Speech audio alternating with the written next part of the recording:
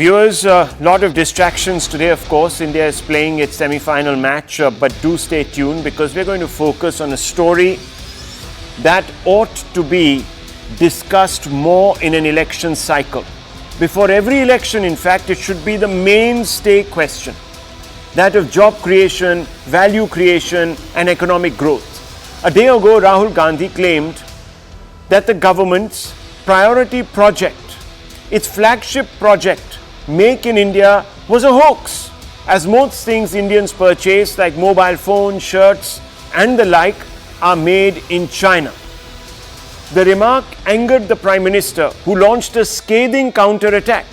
In Madhya Pradesh, where he wrapped up his campaign, Prime Minister Modi branded the Congress MP Rahul Gandhi a leader of fools, quote, leader of fools, unquote, or a Murkhon ke Sardar.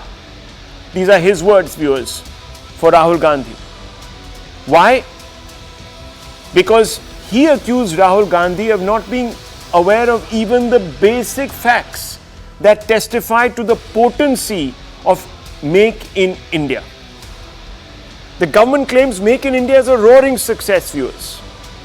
That over the last 9 years, since the Prime Minister came in and instituted this vision, India has risen very quickly up the manufacturing global sweepstakes, and that our output has risen, creating huge number of jobs and therefore a knock-on effect on the economy. But first, listen to what the Prime Minister said as he went after Rahul Gandhi. एक महाज्ञानी कांग्रेस के कह रहे थे कि आप सबके पास made in China mobile phone होता है। अरे मूर्खों के सरदार, किस दुनिया में रहते हैं ये लोग? कांग्रेस के नेताओं को अपने देश की उपलब्धियां न देखने की मानसिक बीमारी हो गई है।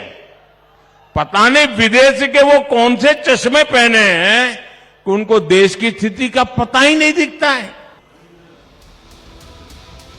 As I said, viewers, the Prime Minister was quite ticked off with Rahul Gandhi and therefore proceeded, in fact, in the course of his speech to fact-check him, pulling out various statistics to show that, in fact, Rahul Gandhi was wrong. But Rahul Gandhi, what he was trying to say was that the BJP hasn't lived up to its promises, and he's been saying this, viewers, over a period of time, has not been able to create employment in the country through Make in India, because Make in India is essentially a flop show.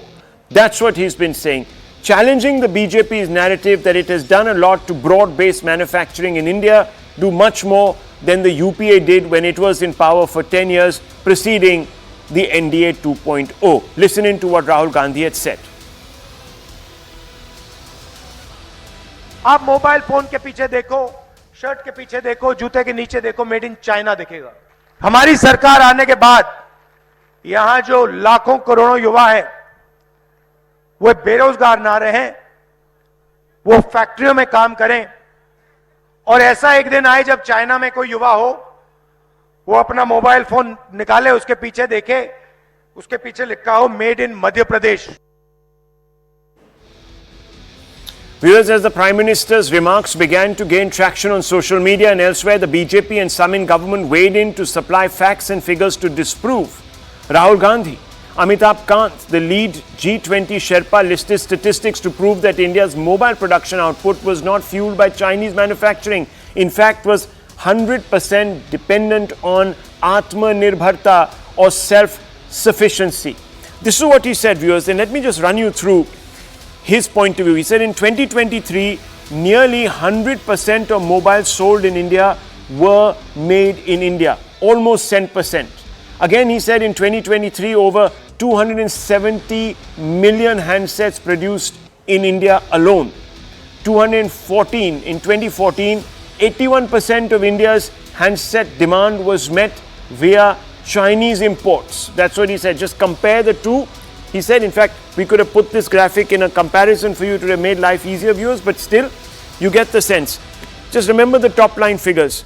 This is what Amitabh Kant says. In 2023, nearly 100% of mobiles sold in India were made in India, according to him. Again, in the same year, 2023, this year, 270 million handsets produced in India. In 2014, 81% of India's handset demand was met via Chinese imports. That's what he's saying. India crossed 2 billion mobile handset production in these last few years, 2014 to 2022.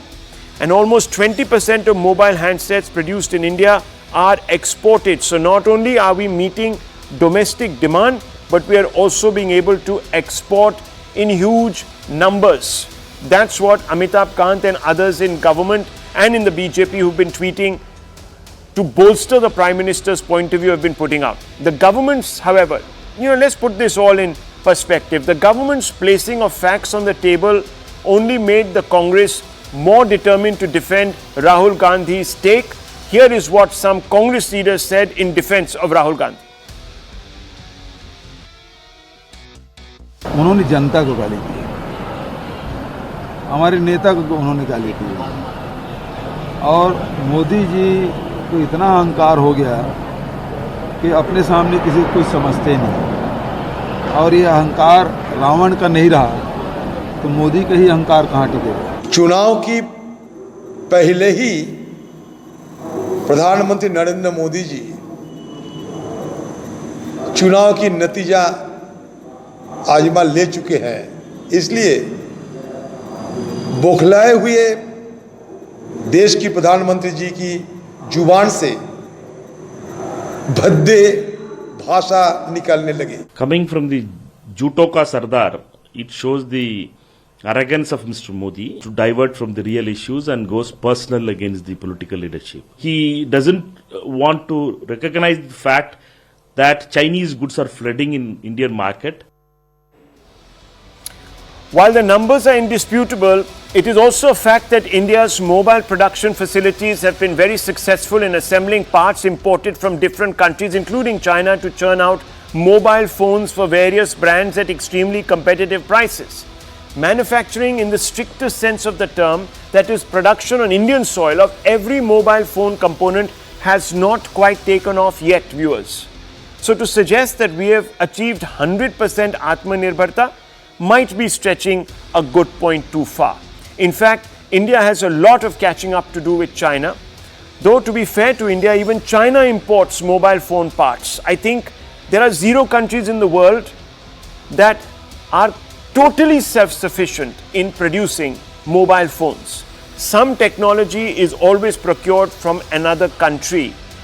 And that is sometimes also known as the logic, viewers, of outsourcing, because certain components are made cheaper in other countries, and the logic of business means that if you don't import these parts, your product might be too expensive, because to manufacture it on Indian soil or on any indigenous place would mean more expense. And I'll give you an example.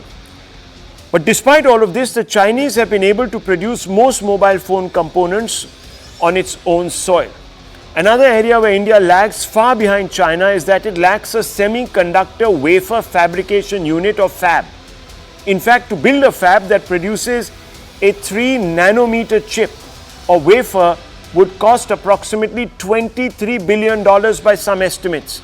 To put that number into perspective, we need to remember that India attracted $49 billion in total foreign direct investment in 2022. So you can imagine, viewers, in total we attract about, let's say, $50 billion. But the cost of establishing a fab, a unit that will manufacture a chip that really makes the phone most viable, is, in a sense, about $23 billion. So almost half the amount of annual direct foreign investment will go into making just one plant or to setting up a fab. Nonetheless, India is quickly closing the gap with China. Consider these astounding statistics, viewers. And these are statistics to be proud of. Let's have a look. India is the second biggest mobile phone producing country, albeit phones are assembled. Doesn't matter. 200 plus mobile manufacturing units as compared to just 2 in 2014. a 23% annual growth rate of mobile production from 2014 to 2022. India produced 30 crore units of mobile phones in FY 2021-2022, and the export stands at 68,000 crores in 2022-23 versus near zero in 2014-2016 viewers. So you can see that there has been growth. India is definitely connected to producing more and more of these mobile phones, but it's a moot point whether we're making all the components and therefore we are 100% Atmanirbhar. But nonetheless, let's open this out for debate. It's a big one, it's an interesting one, and it is a significant one tonight, and it's brought to us by Motorola. Hello, Moto.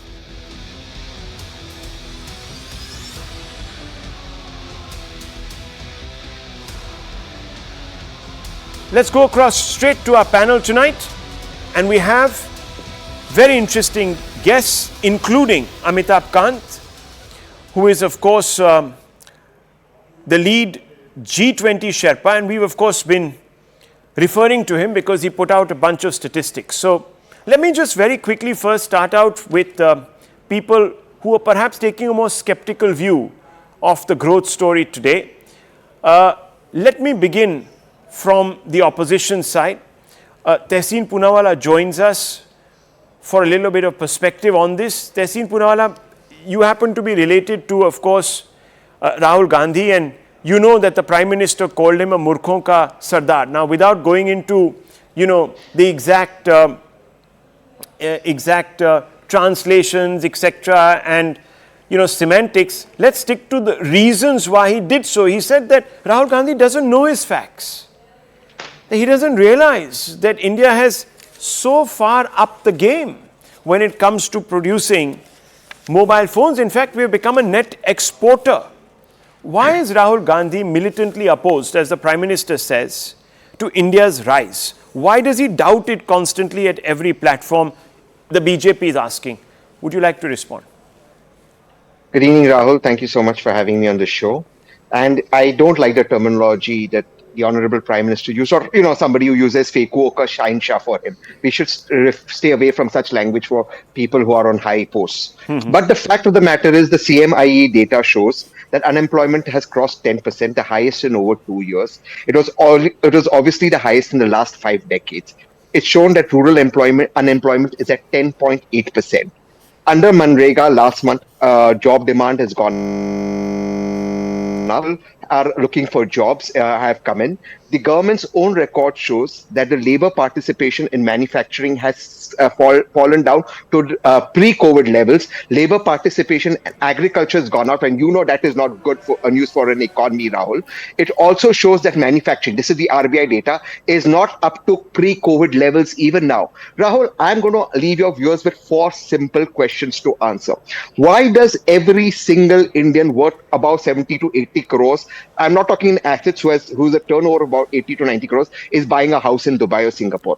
Why have the highest number of Indians given up their passports in the last 1 year? Why is every HNI hedging his bets? The fact of the matter is, the government's policies are meant for crony capitalists. The government has not worked with industry. The fact of the matter is, there is a report, and Anand will bear testimony to that India can import the same things that we're getting in from China, from 3 other countries at lower prices. The government hasn't done it. In fact, our trade deficit with China has cost $100 billion US, the highest ever. Manmohan Singh had left it at $36 billion.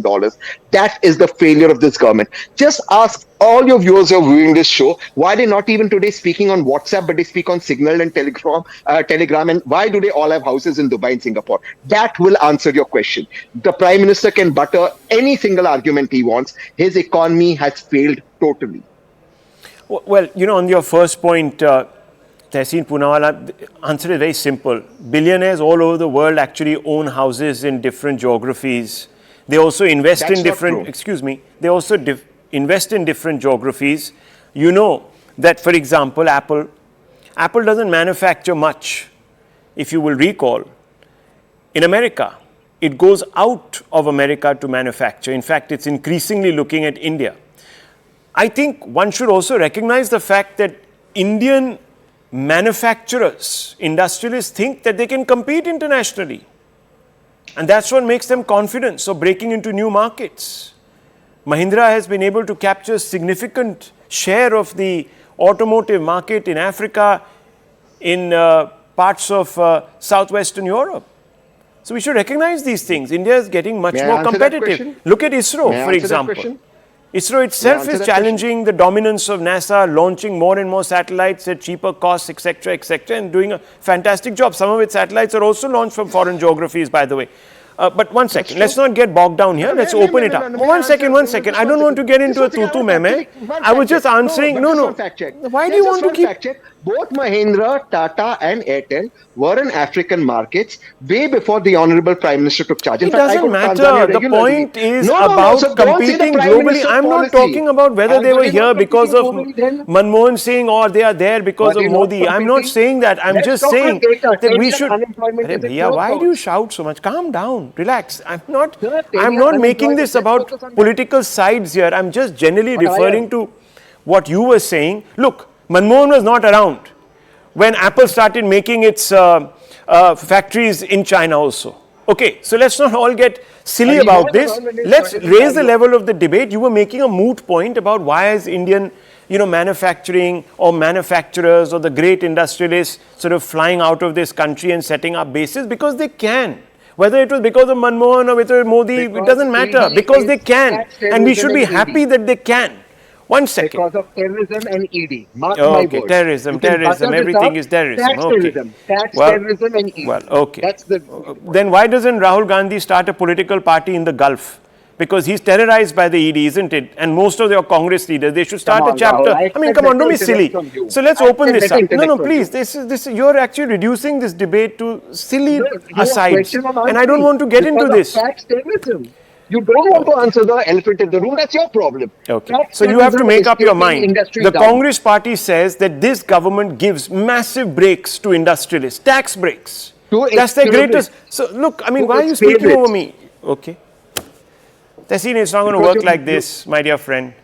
Either you finish what you have to say, list all your grouses, allow me to rebut you on facts, and then you can respond. But you can't keep speaking over me, can you?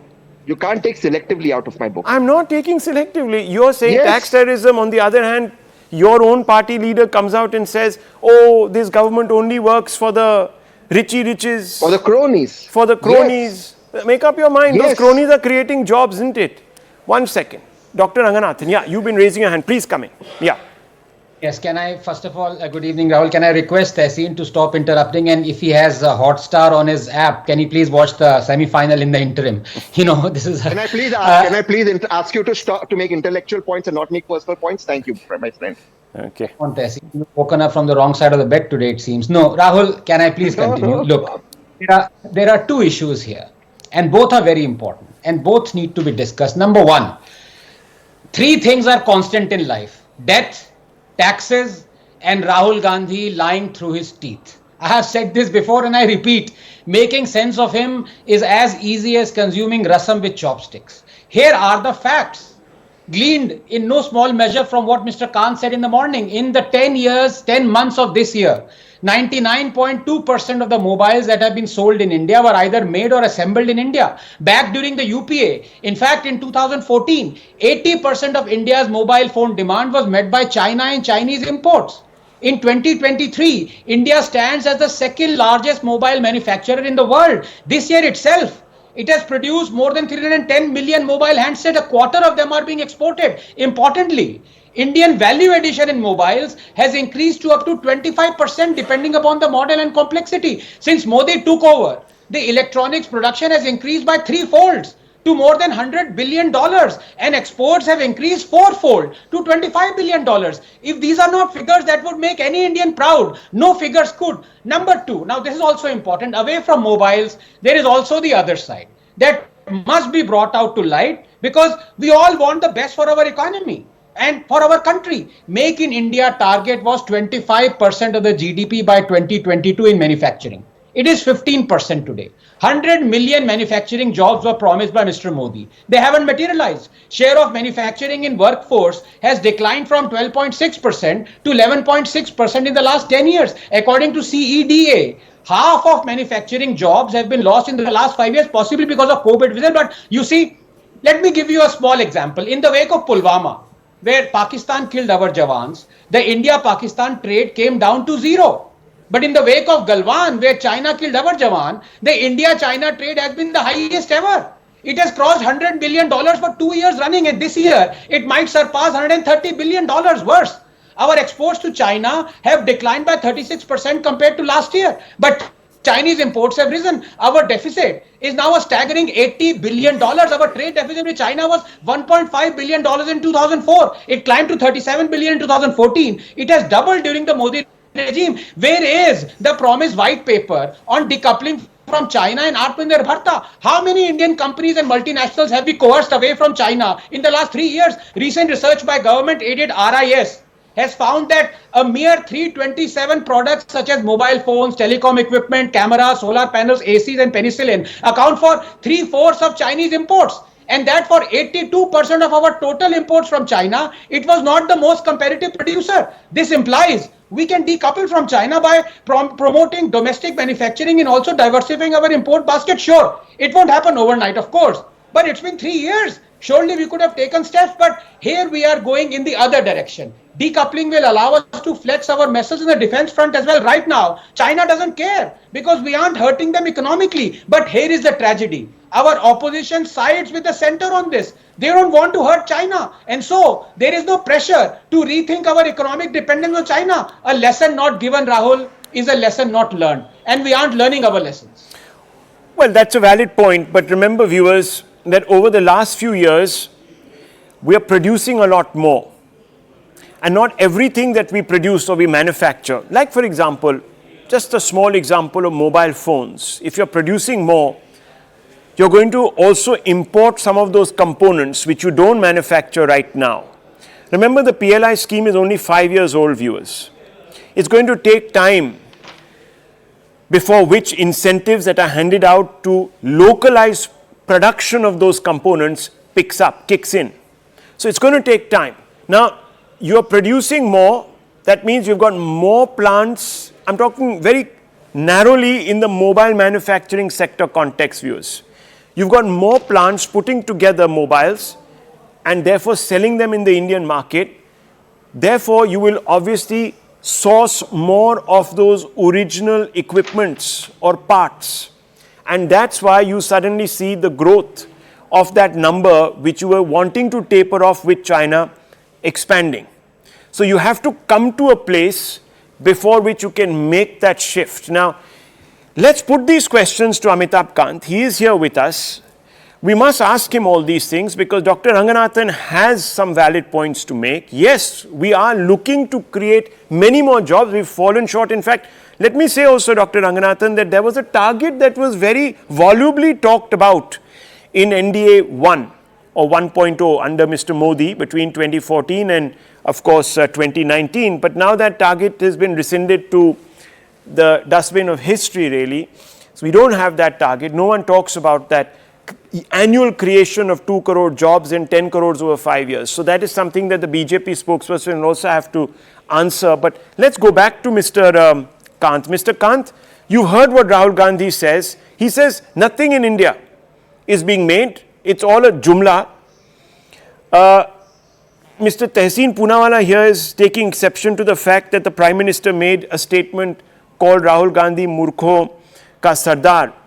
And he said that's very, very impolitic. Of course, he forgets that Rahul Gandhi called the Prime Minister Chor. And many other leaders in the Congress continuously attack Mr. Modi personally. But fine, let's for a moment set aside that semantic, that sort of petty issue debate. Let's go into the main thing. So how do you respond to this, that Make in India is a jumla, Mr. Kant?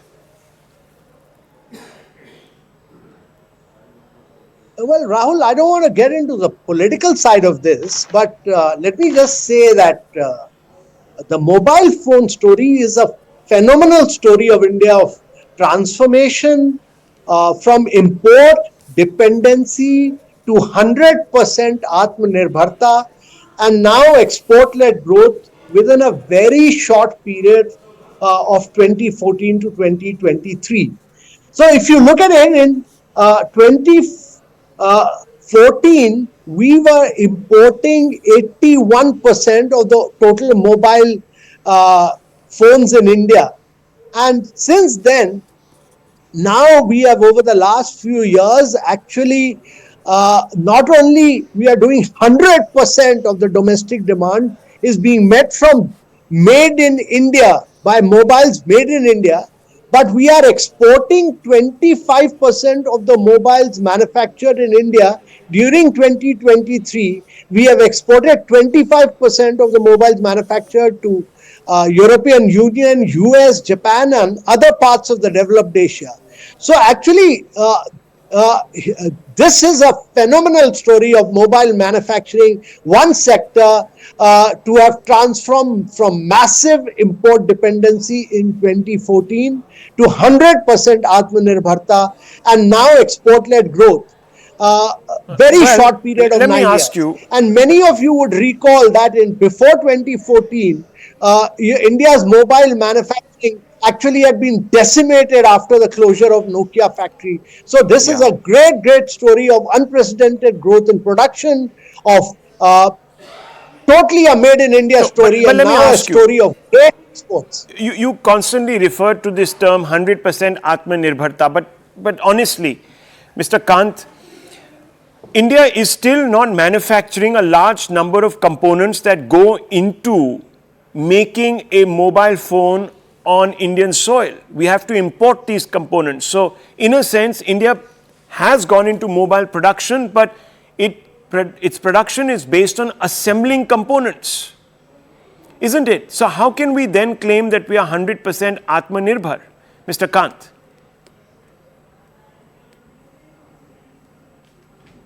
Anybody who says this has no understanding or no comprehension of how global value chains work or how electronic goods are manufactured. In every single advanced sector or sunrise sectors like mobile or automobile, there has to be imports. Those are goods which are imported because there are over thousands of components which come in from different parts of the world. They are put together, value addition is done, and then it's exported or it's used in the domestic market. That's how China does. That's how India does. That's how Vietnam does. It's the same process applied across the board. There's nothing different about India. And over a period of time, what has happened is that a number of input manufacturers have started manufacturing in India, and you will see this value addition only growing by leaps and bounds in India. So there is nothing wrong in doing this. Okay, so let me open this up. Stay on with us, Mr. Kant. Let me open this up. Now, let me ask this question of the analyst, Mr. Kurian. Mr. Kurian, look, you know, Tehseen Poonawala is here, Dr. Ranganathan is here. Dr. Ranganathan made a point that, you know, we haven't got and hit those targets. Tehseen, of course, says that nothing is happening. So we've got to reconcile ourselves to a position somewhere in the middle. A start is being made. We are getting there. The point is, and just to pick up from what Tehseen said, many industries didn't want to set up shop in India, perhaps found conditions abroad favorable because, let's face it, the country's labor laws are archaic and the workforce isn't very skilled. Twofold problem. The moment the government wants to bring reforms in the labor sector, and it has instituted some, there are people who land up at the borders and block roads. We tried to do it with agriculture and wanted to institute a second green revolution, but look what happened. And guess who ate pizza with the farmers?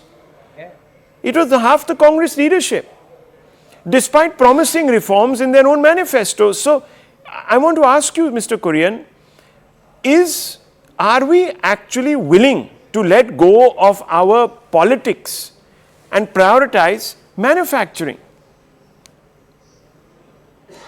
Well, Rahul, a very good evening to you and to my co-panelists here on the show and to your audience. Give me 90 seconds of uninterrupted time to keep my point of view. Let me begin by saying that Rahul Gandhi has a modern new vision and a capable leadership for India. He has to make it a self-manufacturing hub, and he also has spoken in the past about employment generation and growth-based, generation in the country, and so that which is the need of the hour. Having said that, let me also put it across that the falling rupee has given the Western countries, and Modi has only made it possible for the Western countries to make a loot in India, because they're getting materials outside materials into India, and manufacturing has been done in India, be it the semiconductors, all the components. So it is nothing but Western countries are benefiting from this. We all need to understand about the biggest promise that Bharatiya Janata Party the made. biggest problem. One second, Mr. Kurian. Just one second. A fact check there. International companies are upset. You remember Mr. Trump, President Trump? He has a problem with India's duty landscape. We have the highest duties on imported goods. We are actually creating an enabling environment. Some people call it import substitution, where we are saying that, look, make in India here. We will give you incentives under the PLI, but we will raise the costs by imposing punishing tariffs for imported stuff. You know this, Mr. Kurian. Why are you misleading the country tonight? But when it's a fact for the Western countries, it has become a loot, and the government of India has given them I think you've got caught up in your own rhetoric, sir. No, come on. This is not a jalebi. We are not making a jalebi. Bharatiya Janata Party has we are not making a jalebi. We all want barfi. About the economic prosperity of each and everyone. Every country has a problem with India's sorry, sir, tariff structure. The WTO. Dr. Ranganathan wants to come in. Yes. I don't know what we are talking about here. Yes. Rahul, you hit the nail on the head, because when you talked about the farm laws and farm reforms that were promised by Rahul Gandhi and Congress in its manifesto, and when Modi realized it, Rahul suddenly took a U-turn and started calling them black laws. It is a fact. Let me give you the extent of shackling of our business enterprise by the Indian state, and Dr. Kant is here. He would agree with me, because I am talking only data. It is exemplified by the recent explosive report by Gautam Chikkarmane and Rishi Agarwal. Their work honestly reads like a horror story, except that it is much worse. It is not a story, it is real. Let me give you a very small glimpse, just 30 seconds. An average MSME employing around 150 people faces up to 900 compliances that cost them 18 lakhs a year at an aggregate. There are 1,536 laws that govern businesses, 678 union laws by the parliament, and 858 state laws enacted by the assembly. Under these laws lies a web of 69,233 compliances, 25,537 at the union level, 43,696 at the state level. These compliances need to be communicated to the governments through 6,618 annual filings, 2,282 at the union level, 4,336 at the level of states. Apart from the 1,536 laws and 69,233 compliances governing doing business in India, entrepreneurs need to make 6,618 filings every year. This is the state of somebody doing a business. This is the state. This is the state. Now the question is, Congress supports this government in not bringing the reforms that could change all this. Well, let me tell you. When in the budget, one second, in the budget, please, in the budget, when it was announced that some of these massive compliances are going to be gotten rid of, swept off the books, and I want to bring in Siddharth Yadav of the Bharatiya Janata Party on this, you had many people in the opposition saying that you're playing into the hands of cronies, which is a word I'm not using. Mr. Tehseen Poonawala has used on this show. If you want to bring reforms in agriculture, which would have doubled agricultural incomes, and I'm saying doubled conservatively, viewers. Yes. You went and torpedoed it, and the government crumbled. And now there is talk that, we might let states do it their way, this, that. The states will never do it, viewers. We are choking here in Delhi, for example, because of that inequity. Anyhow, let me bring in the BJP spokesperson, hasn't had a word. Mr. Yadav, there are two sets of problems here. Number one, some of the targets that were announced haven't been met, so Make in India is lagging behind its own targets, the government's own targets. Number one, why? Number two, are we totally Atmanirbhar when the situation is the way it is when it comes to mobile phone manufacturing, since the Prime Minister talked about it, when we are importing components and we don't even have a FAB plant, a unit in this country. Rahul, I think I've been the most patient on this debate tonight, and I'm speaking after 30 minutes, so I'll be giving. Yeah, okay. Let me listen. Mr. Yadav, yes. Yes. Yeah, go ahead. I can't hear you. Yeah. Rahul, first, I would like to respond on the mobile manufacturing and what Rahul Gandhi said and how it is playing out today. I feel when Rahul Gandhi sometimes comes out and says something, especially on the development of this country, he must be going back and thinking that he should stick back to his own divisive casteist allegations that he always makes, because if he takes this road, then he has to take it a long way, because the track that India has been following and the development that has happened in this sector is beyond his imagination. Just for the context, Rahul, when India in the UPA left India in 2014, when they were in power, we were manufacturing 20,000 crore rupees worth of mobile phones. Today we are manufacturing 3.5 lakh crores of mobile phones in the year. We are the second largest manufacturer. We just manufactured 2 billion mobile phones last year. This is beyond imagination for Rahul Gandhi. He can't even think how this is happening. Can India ever do it? He was the one who made fun of Make in India. He was the one who was making fun of the logo. But is it strictly Make in India, Mr. Yadav? Is it strictly Make in India? Assembling in India is not exactly making in India. Let's be honest about it. If you want to decrease your dependency on China, you have to start manufacturing in India. Rahul. Dr. Ranganathan has shown you some statistics. In fact, as our production has grown, so are our imports from China. I'll respond to that. That should have been decoupled by now. I'll respond to that. 3 years have come and gone. Absolutely. I'll respond to what Mr. Ranganathan was also saying. Rahul, you must understand, I think Mr. Kant is an expert here and he could throw more light on this. The entire electronics and this entire industry is based a lot on supply chains. We, for a lot of years after our independence, were nowhere in the supply chain. It is not just Make in India that is making this happen. It is a lot of schemes that our government has introduced for the 9 years, which is actually making this happen. And for that, we are assembling. We started assembling in India. We are manufacturing in India. We are trying to do everything. We are also entering the semiconductors chip area. Because we were nowhere. Can you imagine, Rahul? We were nowhere. We were the smallest manufacturer in so many things. We were not even imagining to manufacture something. And today, if we are trying to take that leap forward through the schemes of our government, Rahul Gandhi wants to come out and tutor us on what Make in India is. He was the one who was making fun of it. Let me add some statistics here. Under the PLI scheme. And I'll respond. No, 1 second. Let's get into numbers because I want to check you on that. 1 second, sir. Let's just get into some numbers. Yes. Announced 5 years ago, the PLI scheme. Now let's look at the performance. The industry that has shown the most enthusiasm for the scheme is smartphone manufacturing.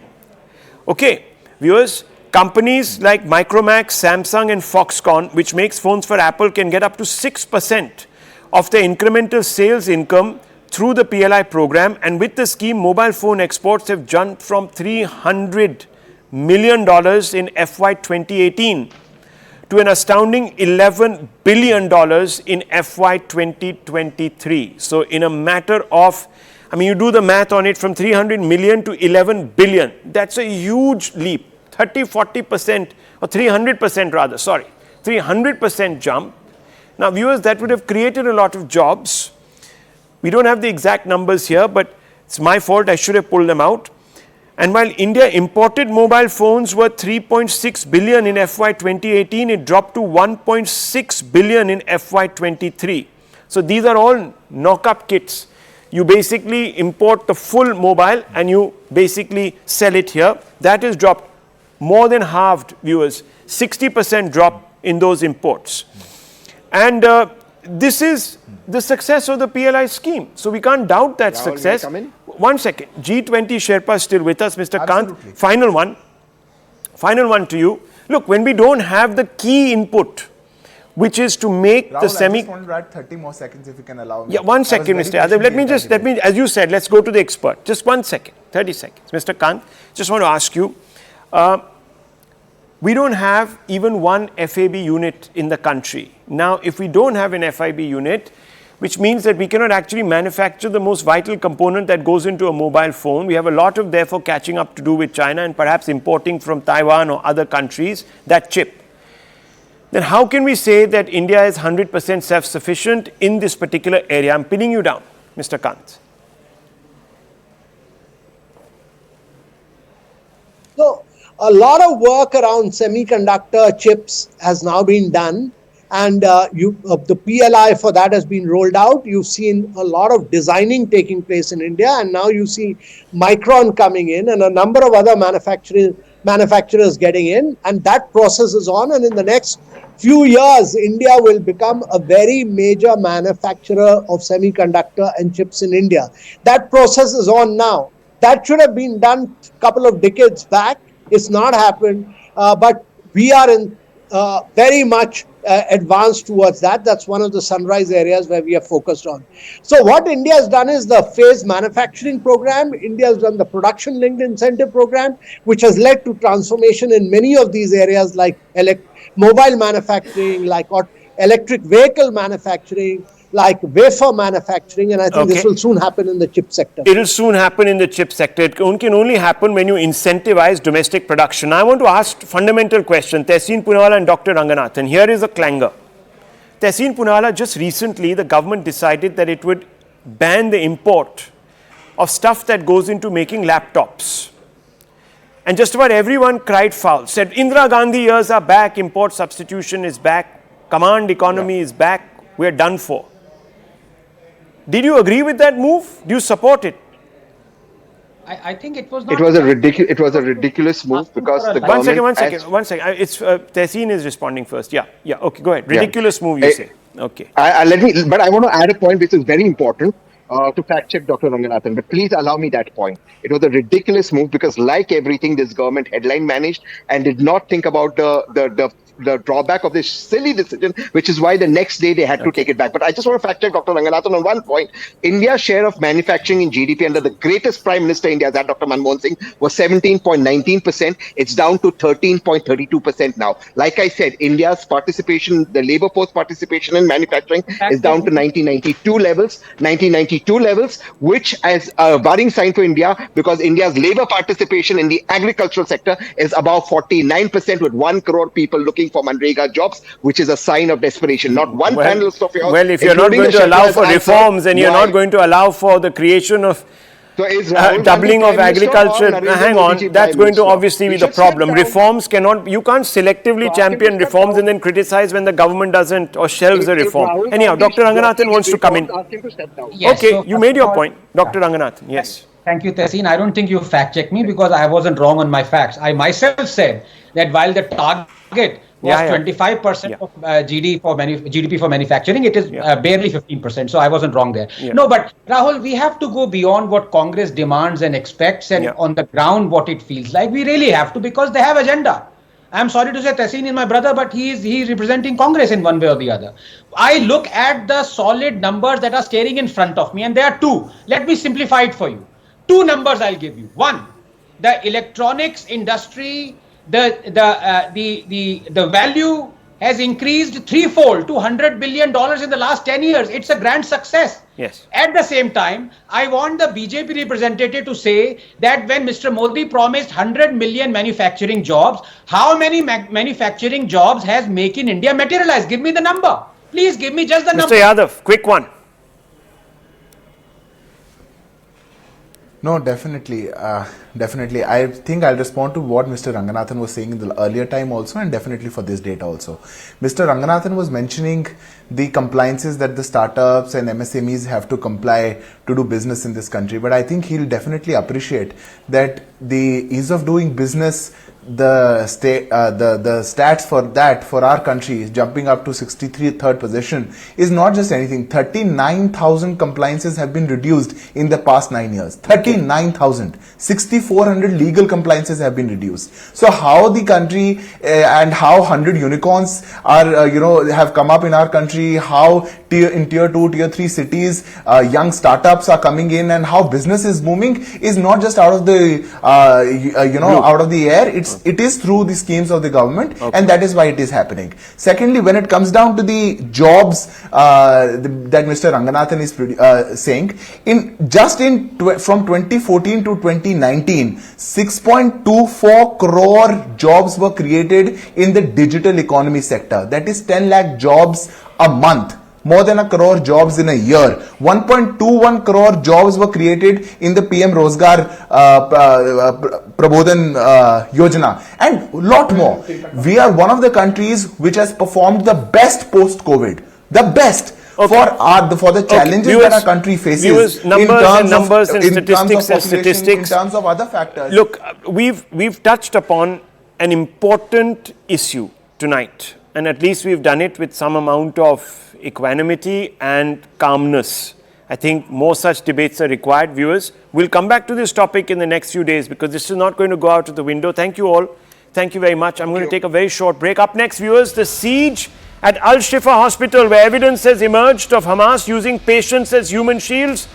Will the wokes protest? Shifa reality? That's the big question coming up. Don't go away. Hello, Moto.